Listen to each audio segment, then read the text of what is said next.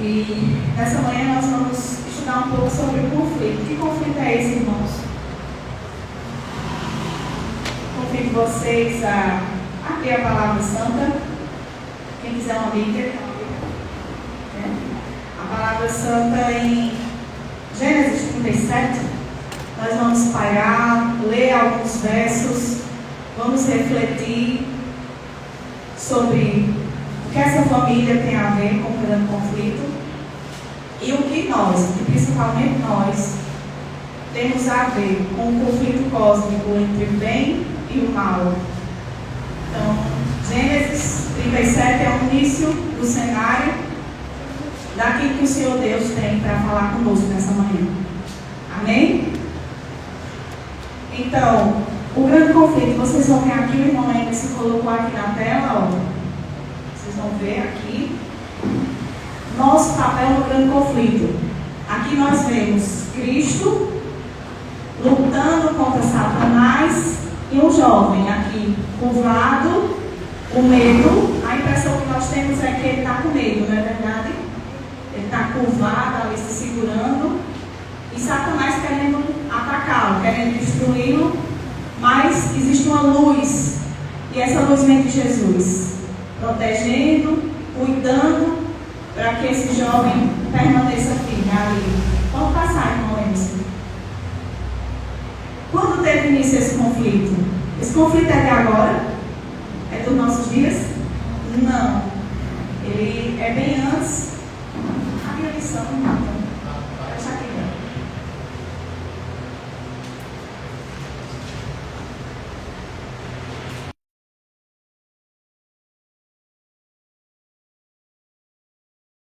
Existir. Pode passar, irmãos. Alguns trechos da lição da Escola Sabatina, que nós vamos ver no mês de fevereiro, fala sobre a origem desse conflito. Vocês vão ver um trechinho aqui, que foi escrito pela irmã White, escritora americana, e ela escreveu o seguinte: antes do surgimento do mal, havia paz e alegria por tudo.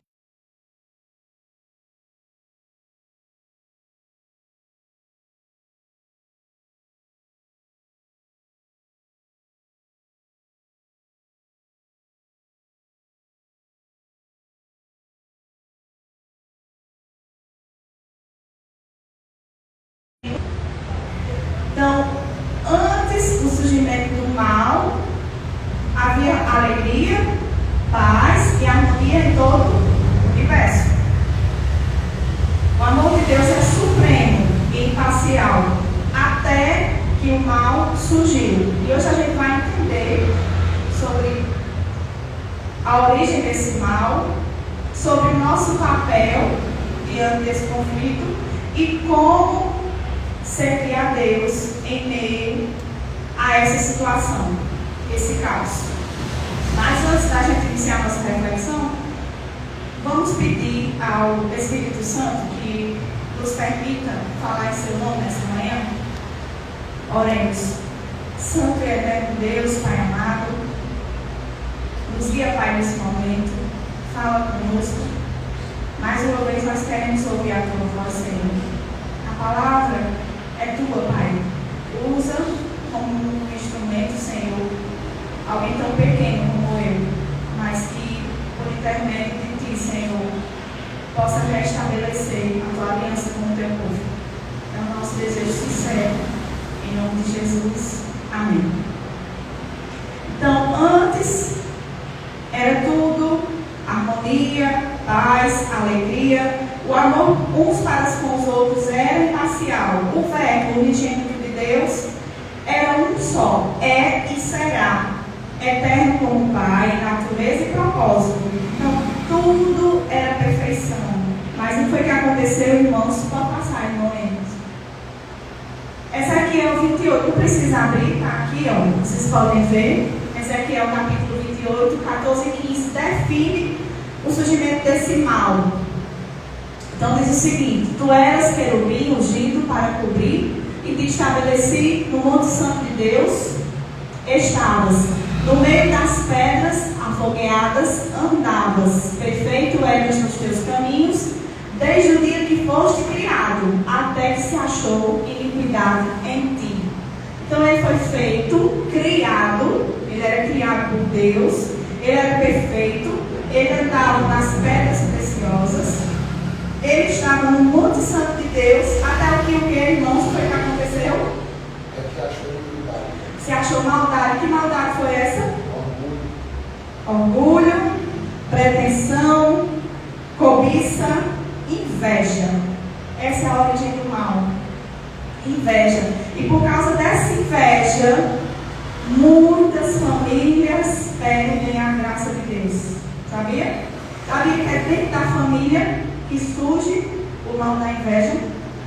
E hoje a gente vai entender um pouquinho sobre isso quando passar, irmão Wilson. A gente vai falar sobre uma família que está no centro do conflito. Que família é essa? Vocês estão tendo aqui na terra? Jacó. Jacó e quem? Suas mulheres e filhos. As 12 tribos de Israel. O que é que essa família tem a ver com o grande conflito? Alguém sabe dizer? O que é que essa família tem a ver? O mesmo que eu e vocês. Essa família foi eleita por Deus em 12 tribos para testemunharem do amor de Deus aqui na terra. Pode passar, irmãos. Quem são? Então, Abraão e Sara foram acerca da aliança com Deus. Abraão gerou Isaac, Isaac gerou Esaú e Jacó. Jacó casou-se com Lia, Raquel, Bila e Zilpa e gerou Ruben, Líben, Isacar, Diná, José, Benjamim, Gad, Assé, Simeão, Judá, Zebulon, Dan e Naftali. Vocês estão vendo um círculo sobre José aqui? Por quê? Porque José era o mais querido e o primogênito filho de Raquel. Então, por Deus, a aliança com Jacó foi estabelecida em quem? José. Exatamente. Então, hoje a gente vai estudar um pouquinho. Por isso que José sofreu na mão dos irmãos. A gente chega já lá. Então, nós todos abriram a palavra de Deus em Gênesis 37, onde a gente inicia o nosso estudo de hoje. Amém? Então vamos lá. Gênesis 37, 1 diz: habitou Jacó na terra peregrina, de peregrinações de seu pai, na terra de Canaã. Esta é a história de Jacó. Tendo José 17 anos, apacentava rebanhos com seus irmãos, sendo ainda jovem.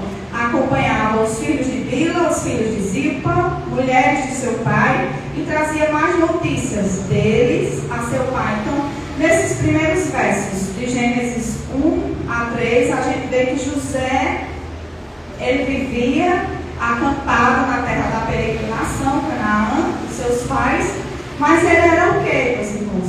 Nesses três primeiros versos. Ele era delator.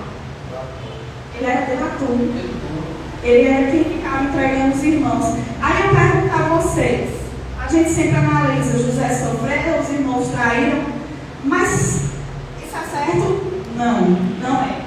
Mas só que José, vocês estão me ouvindo? Só que nos 3 primeiros versos a gente vê que José era delator dos seus irmãos. E quando a gente tem um delator, é natural que nossa natureza faça com quê? Que a gente fique irado, não é assim? Então, isso gerava raiva entre os irmãos de José. Exatamente. Nos versos 3. Ora, Israel amava mais a José do que a todos os seus filhos, porque era filho da sua velhice, e fez uma túnica talar e mangas compridas.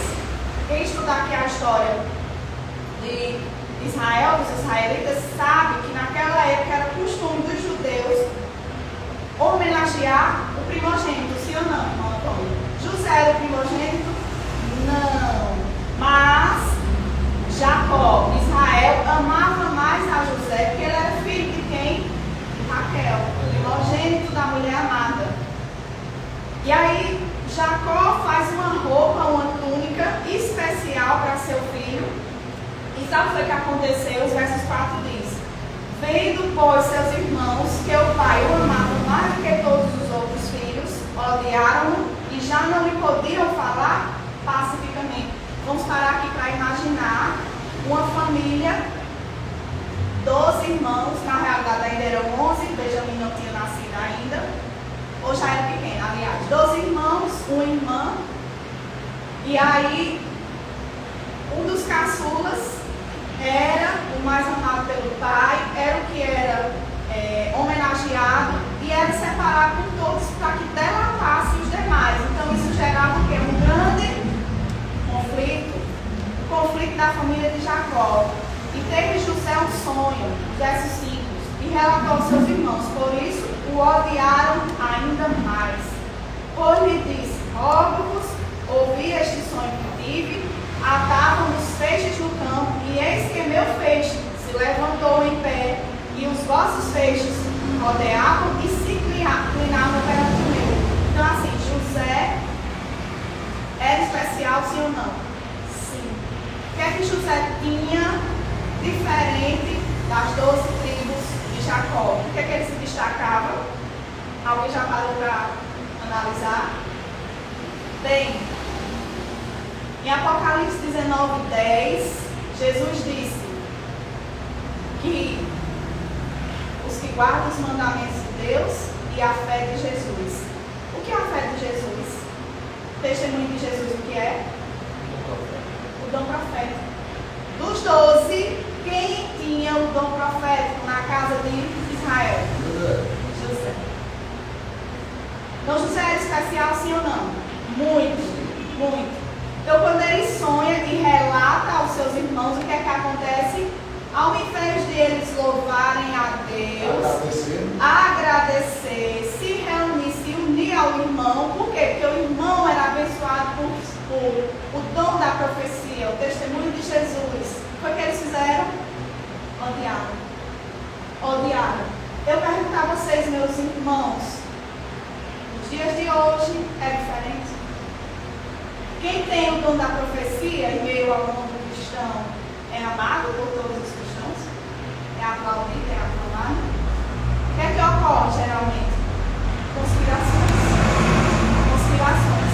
Isso vem desde os patriarcas e profetas até os nossos dias. Adiantando um pouco, nos versos 12, os irmãos foram apacentar o rebanho do pai em Siquém.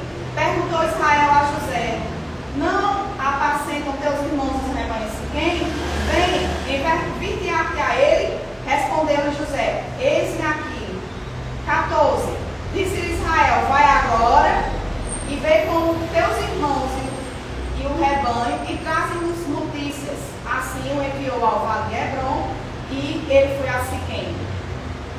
Então, adiantando a história, José seguiu a orientação do pai e foi até os irmãos. Nos versos 18, o que é que acontece, irmão? A história nos conta que os irmãos abraçaram José. Foi assim? Eles estavam o quê? Conspirando. Eles queriam atentar contra a vida do irmão. De longe eles viram e antes que chegasse, conspiraram contra ele para o matar. E diziam uns aos outros: vem lá o tal sonhador, vinde pois agora, matemo-lo e lancemos numa dessas cisternas, e diremos a um animal selvagem comeu, e vejamos em que darão os seus sonhos. Mas Rúben, quantos tinham ali, irmãos? 10. Só um, Rúben, disse o seguinte, ouvindo isto, livrou das mãos dele e disse: não lhe tiremos a vida. Também lhe disse Rúben: não derramareis sangue, lançai-o nessa cisterna que está no deserto e não ponhais mão sobre ele. Isto disse para o livrar deles, a fim de restituir o pai. Então eu pergunto a vocês, diante dos 10 irmãos, quantos queriam matar José? 9. Apenas um. Quem era? O mais velho. O mais velho disse o quê? Tipo, vai derramar sangue não. E no coração dele a palavra diz que ele queria fazer o quê com José? Devolver ele o pai. Mas logo, versos 10, 23. Mas logo que chegou José a seus irmãos, despiram-lhe da túnica, a túnica está lá de mangas compridas que trazia. O tomaram-lhe, lançaram na cisterna vazia e sem gente que trabalha com construção sabe que uma cisterna, geralmente ela tem uns 8 metros de profundidade. Você joga uma pessoa num buraco com 8 metros sem água. Imagina como essa pessoa caiu lá embaixo. Primeiro tiraram a roupa dele, depois sacudiram ele lá naquela cisterna, naquele buraco. E jogaram ele ali. E aí, eles fizeram isso e foram chorar. Foi assim que a Bíblia disse. Eles foram chorar porque tinham feito isso com o irmão. Eles foram se sentar, segundo os versos 25, e foram comer pão. Olharam e viram que uma caravana ismaelita vinha grande de Gileade com seus camelos e traziam aromas e bálsamos e vinho e levaram para o Egito. Foi que Judá disse, Judá era o pai da linhagem, foi que ele disse a seus irmãos: de que nos aproveita matar nosso irmão e esconder o seu sangue?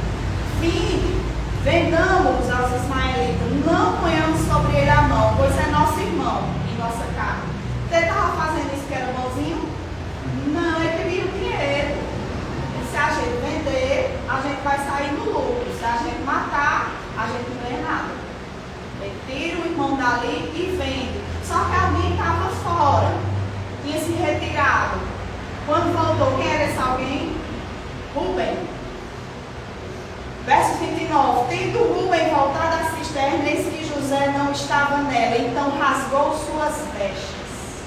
Então Rubem realmente não estava satisfeito com aquela situação. E quando volta para os irmãos, ele rasga as vestes e diz: o que fizeram com ele?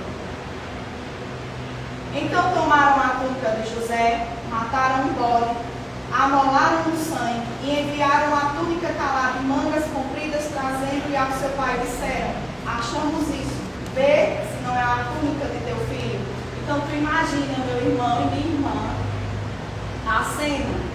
O servo de Deus Jacó, que tinha lutado ali com Deus, tinha feito uma aliança da qual Deus mudou seu nome para Israel, prometeu que a sua descendência seria abençoada, e aí ele manda seu filho ir vigiar o que os 10 estavam fazendo, e aí o que é que volta a notícia para ele? Que uma fera selvagem tinha ceifado sua vida. Então Jacó pranteou, chorou, sofreu. A história nos conta que Jacó ficou tão abatido, o desgosto de Jacó foi tão grande, que Judá não aguentou ficar. Ele saiu da terra do pai e foi embora. Mesmo assim, ele já acreditou que o filho dele tinha sido devorado por uma fera. Porque ele era um profeta. Ele sentiu, né? E por isso que ele ficou abatido. Então, meus irmãos, o pecado, ele traz consequências. A iniquidade traz consequências severas.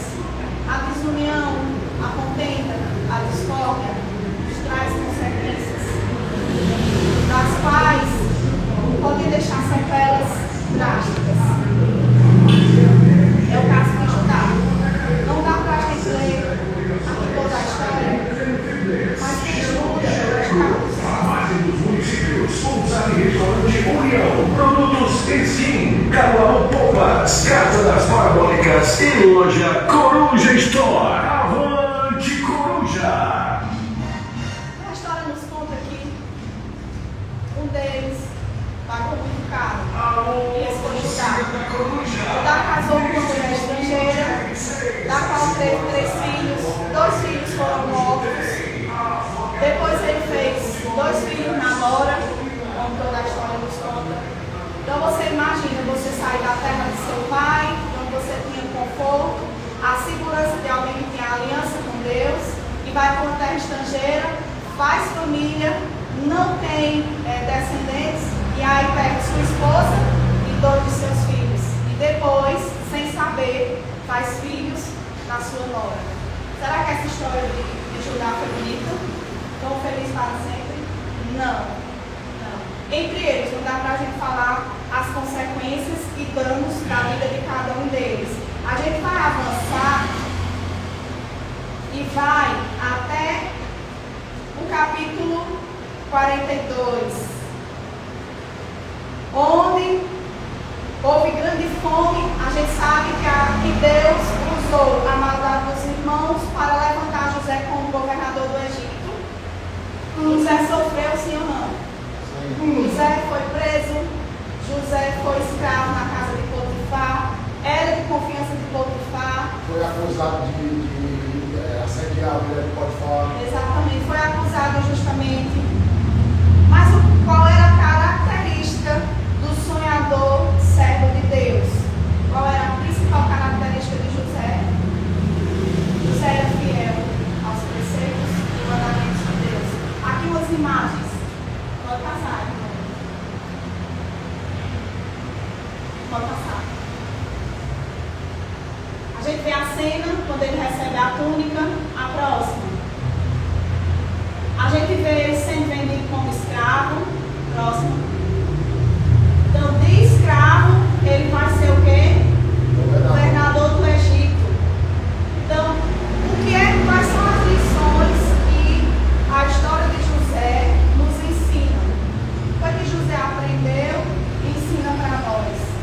Meus irmãos, a história de José nos ensina várias lições, mas a principal delas é que quando você é fiel a Deus, quando você guarda os seus mandamentos, até aqueles que te fazem mal, Passa de fazer bem. passam a ser bênção. Porque todo o sofrimento de José ocasionou o quê? Que ele fosse usado por Deus para dar alimento e provisão à descendência de quem? De Jacó. Vocês lembram que no início nós lemos de um sonho que José teve, do qual o feixe dele se levantava acima de todos os irmãos. Eu pergunto a vocês acham que os irmãos clamaram, acusaram, bateram, venderam o escravo porque tinha raiva dele, só foi por isso? Não. Os irmãos deles clamaram, meus irmãos, porque eles queriam impedir os projetos de Deus na vida de José. Assim como foi Abel e Caim, né? Exatamente. Caim, Então, meus queridos, ninguém pode impedir os planos de Deus na vida de seus servos. Por que é que eu trago essa história para nós hoje, na Igreja de Deus, nos últimos dias da história da humanidade? O que é que a história de José tem a ver com o grande conflito e tem a ver com a nossa vida?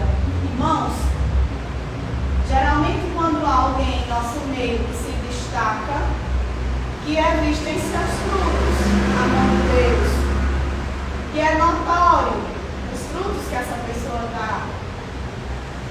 É normal que todo mundo se festeje com isso? Se revolta, é normal que todo mundo se revolte. Nos nossos dias é diferente? Quisera Deus que todos os seus filhos tivessem a espiritualidade de José, tivesse o dom da profecia de José, tivesse a fidelidade que José teve para entender o que Deus dá e tira. Eu pergunto a vocês, nós podemos mudar o contexto da história? Nós podemos impedir que Deus faça algo? Alguém pode impedir o agir de Deus? Ninguém. E nessa manhã, a gente traz esse estudo aqui à tona, porque ao José reconhecer seus 12 irmãos indo comprar provisões, vocês acham que ele ficou feliz quando viu seus 10 irmãos ali? Será que ele ficou feliz, em êxtase de alegria? Quais foram os sentimentos que veio à cabeça de José? Se coloca no lugar de José agora. Você está ali como governador do Egito, o homem braço direito de Faraó, de total confiança, o primeiro no reino de Faraó, segundo, só recebia ordens de Faraó, e de repente se vê diante das 10 pessoas, seu sangue, que o atiraram numa cisterna vazia, que o venderam como escravo, que o abandonaram a Deus solto. Será que José ficou em êxtase quando viu eles ali? Perdoou todo mundo. Mas, meus irmãos, perdoar é fácil?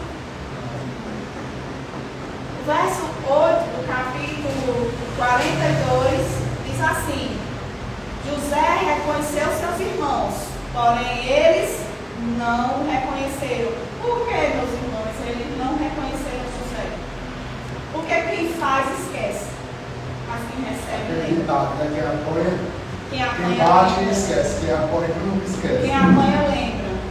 E aí nos versos 9, José se lembrou dos sonhos que tiveram a respeito deles. Então, era natural que José odiasse eles ali. Disse: agora eu tenho o poder na mão, eu vou castigá-los, vou destruí-los e vou pagar na mesma moeda. Foi assim que José fez, porque José era um homem vestido do Espírito Santo. E José se lembrou do sonho que Deus tinha dado a ele no passado. Quando ele tinha quantos anos? Quem lembra? 17. Eu olho para vocês aqui todo mundo é maduro, exceto as crianças. Mas uma criança com 17 anos, ser jogado na cisterna, ser vendido como escravo, sofrer numa prisão com 7 anos. E aí ele estava ali casado, 2 filhos, esposa e governador do Egito. E o Espírito Santo age na vida de José, sim ou não? O que é que José tem a ver com o remanescente de hoje, irmãos?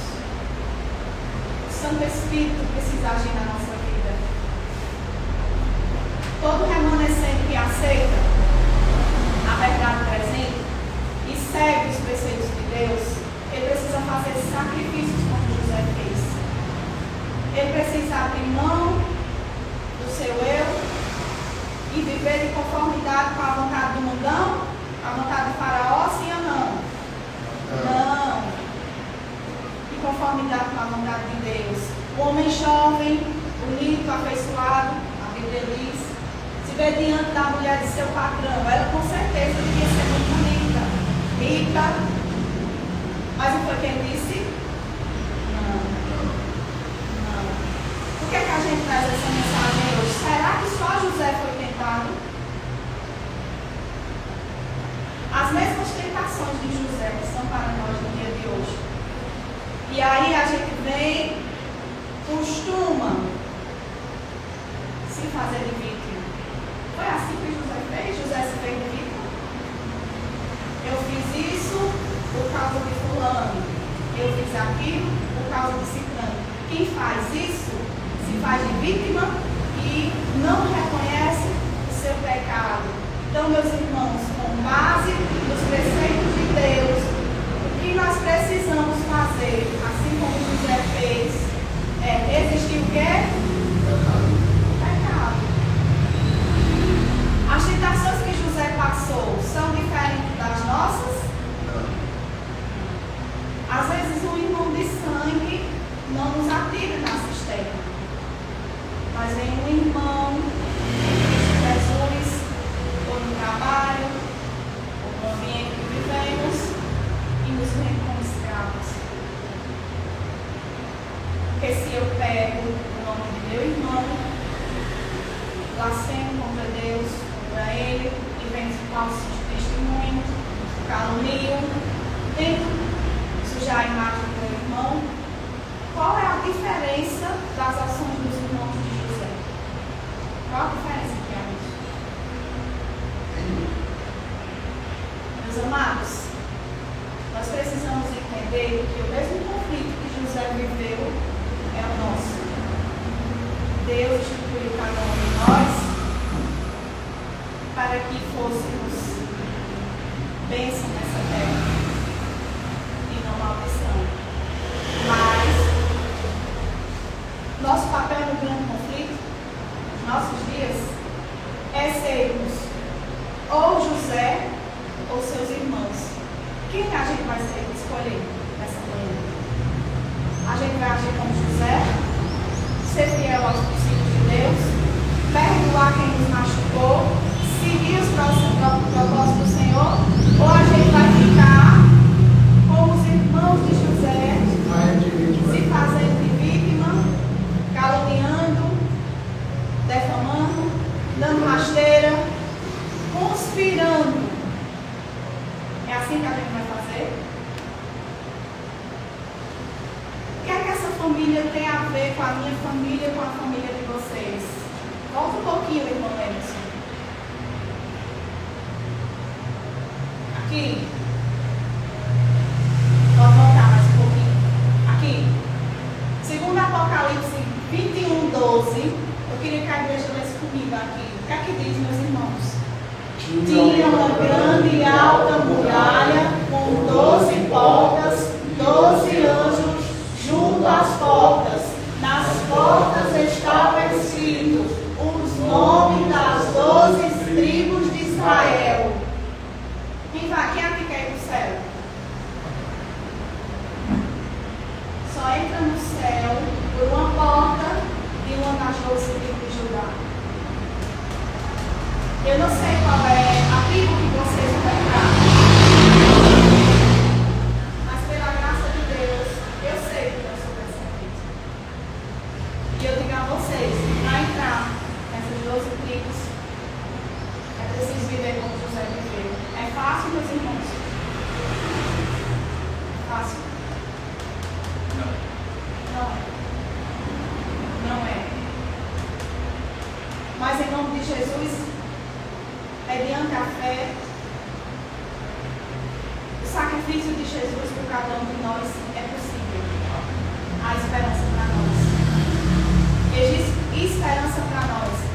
O tempo não deixa que a gente leia toda a história das tribos de Israel, mas a única das 12 tribos que foi retirada da cidade santa, sabe qual foi? Não sabe. Da tribo de Dan. Da tribo de Dan, sabe por quê? Vou dizer a vocês aqui agora. Gênesis 49. Israel fez uma profecia para as suas 12 tribos. Nos versos 17, peço aos irmãos que puderem, agora acompanhem a palavra de Deus. O que o profeta Jacó leu a respeito da tribo de Dan. Gênesis 49, 16 diz o seguinte: Dan julgará o seu povo como as tribos de Israel. Dan será serpente junto ao caminho, uma víbora junto à vereda, que morde os talões dos cavalos e faz cair o seu cavaleiro por trás. São 13 irmãos? São 13. Não veja aqui, são 12. São 12, né? 13 combinados. Deus tirou a tribo de Dan e deu a Efraim, filho de José. Somente o Senhor Deus pode fazer isso.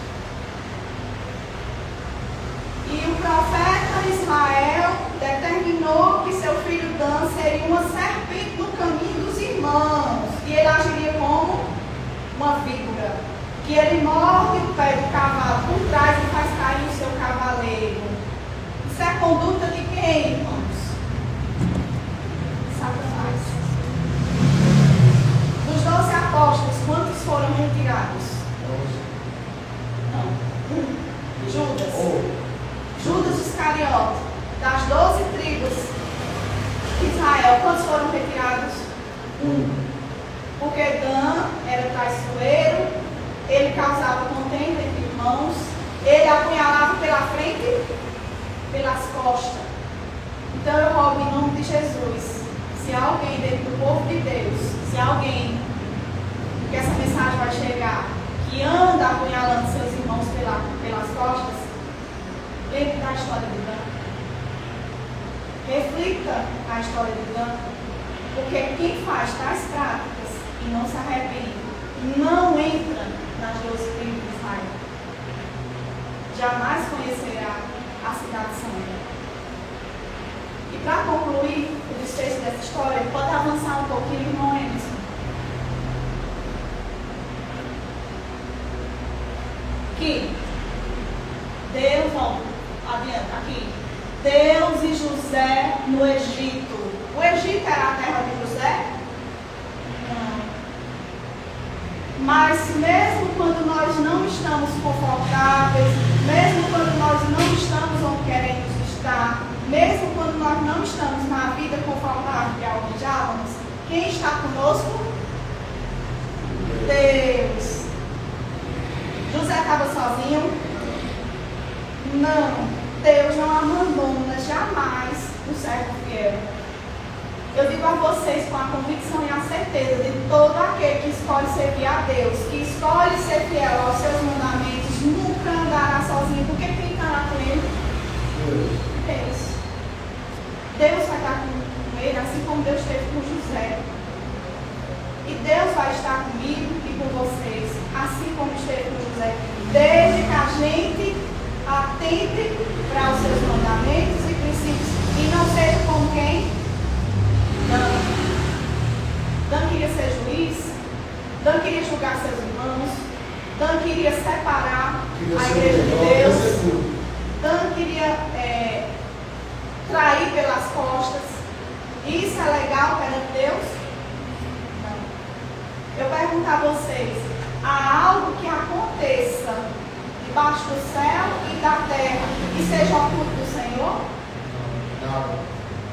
E a minha mensagem agora vai para quem um dia foi apunhalado no pé por Dan. Essa mensagem agora diz o seguinte, que não precisa fazer justiça com as próprias mãos. José fez justiça com as próprias mãos. José se vingou. José pagou aos irmãos com a mesma moeda que ele recebeu. Quem fez justiça por José? Deus. Nosso Deus é Deus de justiça. Deus sabe, Deus ouve e Deus vê. Não que nós desejamos que aqueles que nos apunhalaram sofram. Não. É desejo nosso, é desejo do remanescente de Deus estar com o povo do Senhor nas nações celestiais. Quem ama a Deus, ama seus irmãos. Independente deles terem sido honestos ou não, ama seus irmãos, cuida dos seus irmãos, porque foi assim que José agiu. José cuidou dos seus irmãos, mesmo eles tendo o traído, o machucado e o humilhado. E é assim que nós devemos ser. É assim que o remanescente de Deus deve ser. É cuidar mesmo daqueles nos apunhalaram pelas costas. Há alguém que pode não compreender isso, mas eu rogo em nome de Jesus, peço a Deus que revele para mim e para você a vontade do Pai na minha vida e na vida de vocês. E concluindo, o amor de Deus por José era tão grande, tão imenso e tão perfeito, que mesmo na morte, segundo Gênesis 50, capítulo 20, versos 24, diz o seguinte: disse José aos seus irmãos: eu morro, porém Deus certamente vos visitará e vos fará subir desta terra, para a terra que jurou dar a Abraão, a Isaac e a Jacó. Dos versos 25, José fez jurar os filhos de Israel, dizendo: certamente Deus vos visitará e fareis transportar os meus ossos daqui. Em Êxodo, capítulo 39, né, irmão Antônio? Nos relata que Moisés transportou os ossos de José, porque Deus se lembrava do povo de Israel por causa de quem? De José. Foi. E aí, meus irmãos, quando você serve a Deus, até na sua morte, você é bênção para quem estiver perto. E essas... Êxodo 13. Obrigada. Essa mensagem veio hoje para nós. Eu não sei quem precisava ouvir, mas eu sei que ela vai chegar. E que talvez hoje a gente esteja na casa de Potifar, como José esteve. Talvez a gente esteja na prisão, como José esteve. Talvez a gente ainda não tenha chegado a governador do Egito. Mas uma coisa é certa: se eu e você temem a Deus, honra seus preceitos, guarda os seus mandamentos e tem o testemunho de Jesus, nada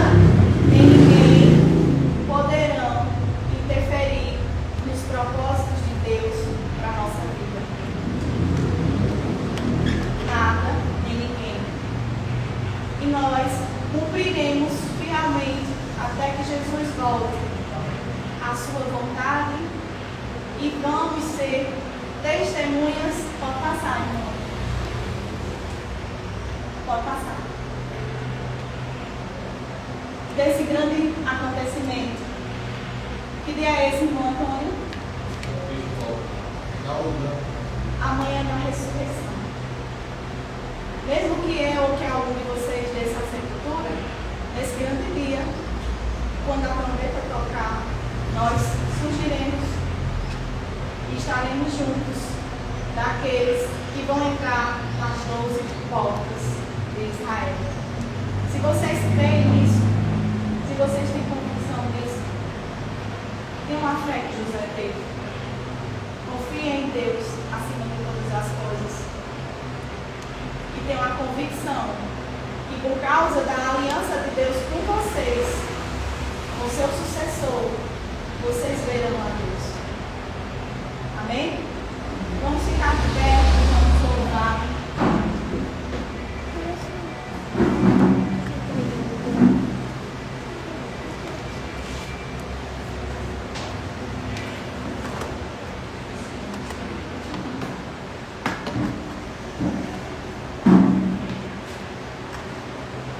Ouviu, irmão? Não. O ventilador aí. Assim como o Senhor esteve com José no Egito, o Senhor está aqui conosco.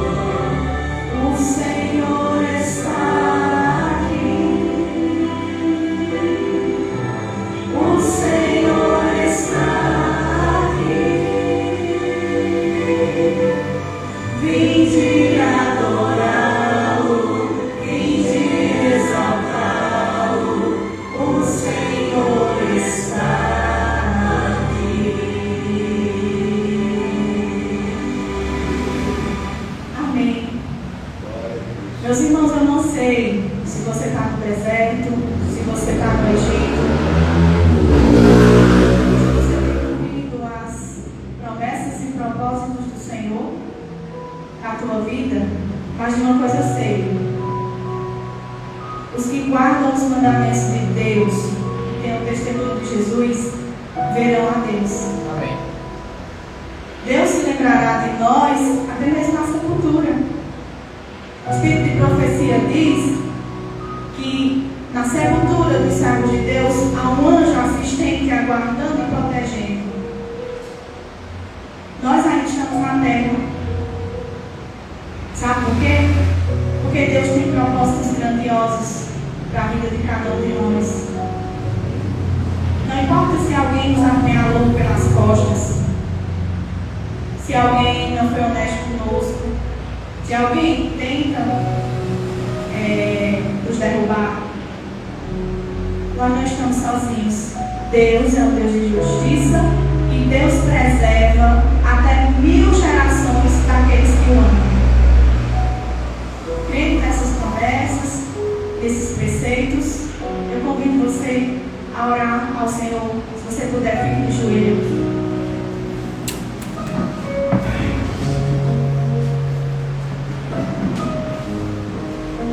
Pai nosso que estás nos céus, santo, perfeito e fiel é o teu nome, Senhor. Tu és o Deus que tudo vê, tu és o Deus que nos sonda, sabe das nossas lutas, Pai. Nessa manhã nós queremos te agradecer porque até aqui nos ajudou, Senhor. Até aqui nós podemos ver a tua mão poderosa sobre nossa vida